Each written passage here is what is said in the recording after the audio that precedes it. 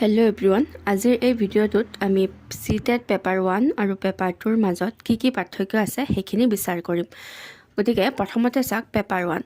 Paper 1ৰ বিষয়কেইটা হৈছে CDPত থাকিব আপোনাৰ 30 মাৰ্কছ, EVS 30 মাৰ্কছ, মেথছ 30 মাৰ্কছৰ, language 1 30 marks, language 2 30 marks, total থাকিব আপোনাৰ 150 মাৰ্কছ। আৰু ইয়াত 5 মাৰ্ক হ'ব আপোনাৰ 90 জেনেৰেল কেটেগৰীৰ কাৰণে, আৰু যদি OBC, MOBC, ST, SC তেতিয়াহ'লে 82 হ'ব আপোনালোকৰ 5 মাৰ্ক। ইয়াত কোনো ধৰণৰ নেগেটিভ মাৰ্কছ নাথাকে, ন' নেগেটিভ মাৰ্কিং। টাইম হ'ব আপোনাৰ 2.5 ঘণ্টা।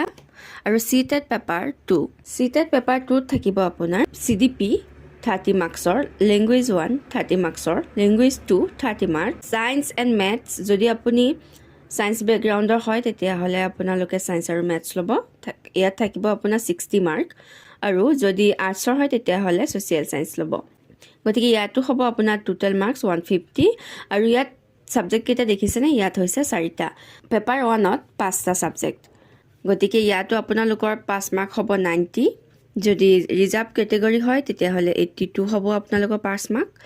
গতিকে ভিডিঅ'টো ভাল লাগিলে লাইক, কমেণ্ট আৰু শ্বেয়াৰ কৰি দিব, আৰু যদি চেনেলটো প্ৰথমবাৰৰ কাৰণে চাইছে তেতিয়াহ'লে ছাবস্ক্ৰাইব কৰি থ'ব। ধন্যবাদ।